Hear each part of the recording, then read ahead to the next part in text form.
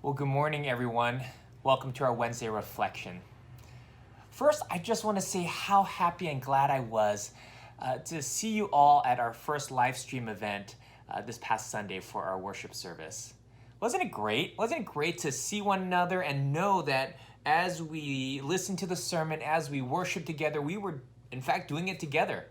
I love that little chat box and how we were engaging with one another. I love the fact that right after the sermon, we had an opportunity to pray together. And then even after that, we got a chance to share about how God spoke to us that morning. It's all part of the way that we understand and can reflect the presence of God in our midst.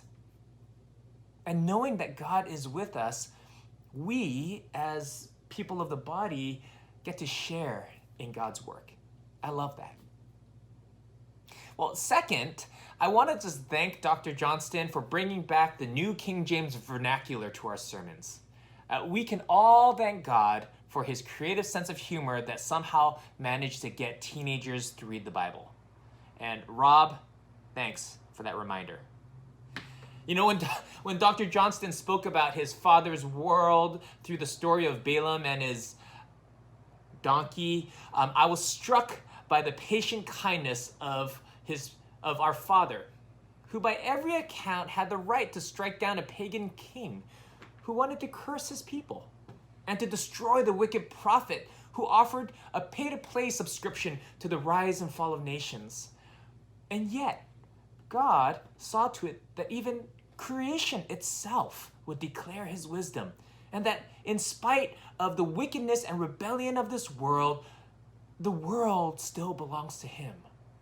This is our Father's world. And I saw a glimpse of our Father's world this past week when my family and I visited Manzanar.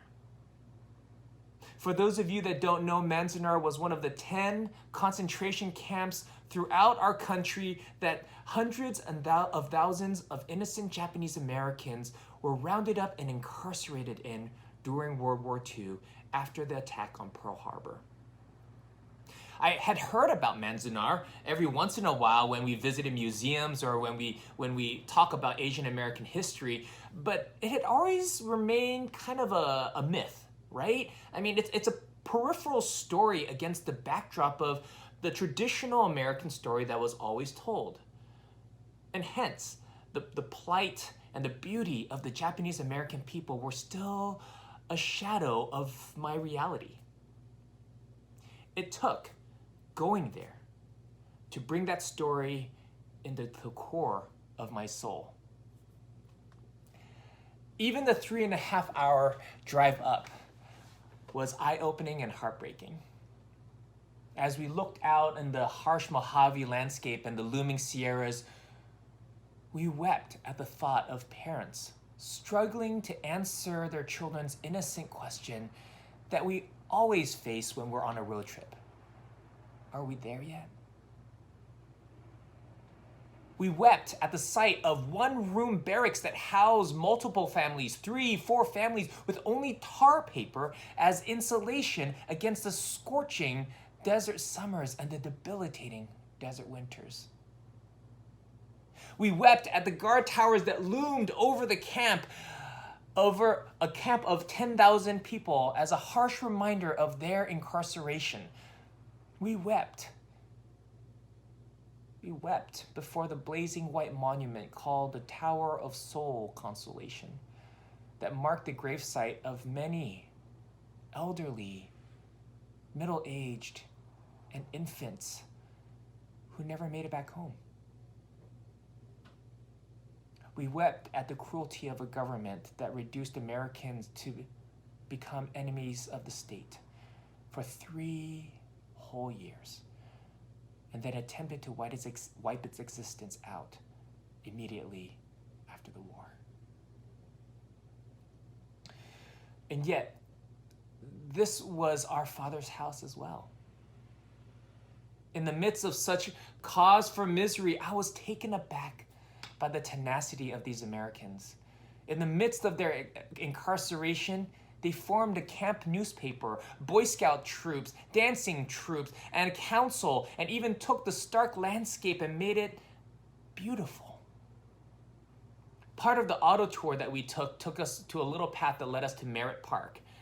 And with the permission of the authorities, internees, this landscape designer named Kuichiro Nishi and the floriculturist Takmuto and several other internees turned this 1.5-acre land into this beautiful oasis replete with meandering paths and waterways, bridges and lawns and flower gardens.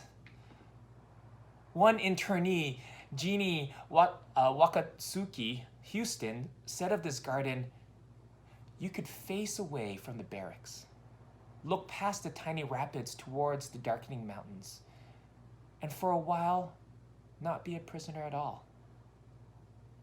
You could hang suspended in some odd, almost lovely land you could not escape from, yet almost didn't want to leave." This too was our Father's house.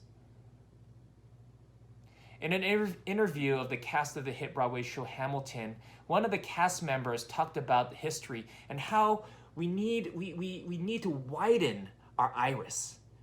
Too often we look at our world through the lens of a narrow history and hence limit our view of the Father's world. Opening the iris allows more light into the eye, which can be disorienting and painful, but when you do, you're able to see more clearly in the darkness.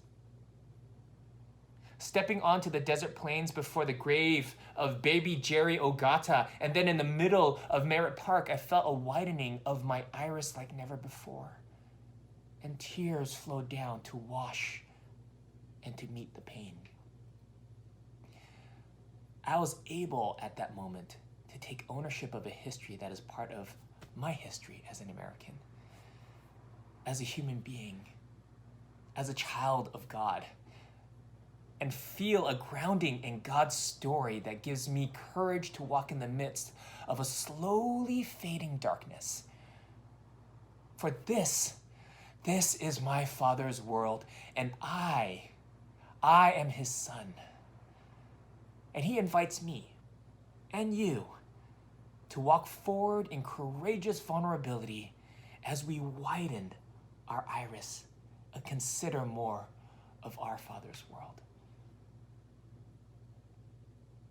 So I would invite you to join with me to pray and ask God to be our vision, to open our eyes, to allow ourselves to have courage to widen our iris so that we may see more and declare with confidence and praise and hope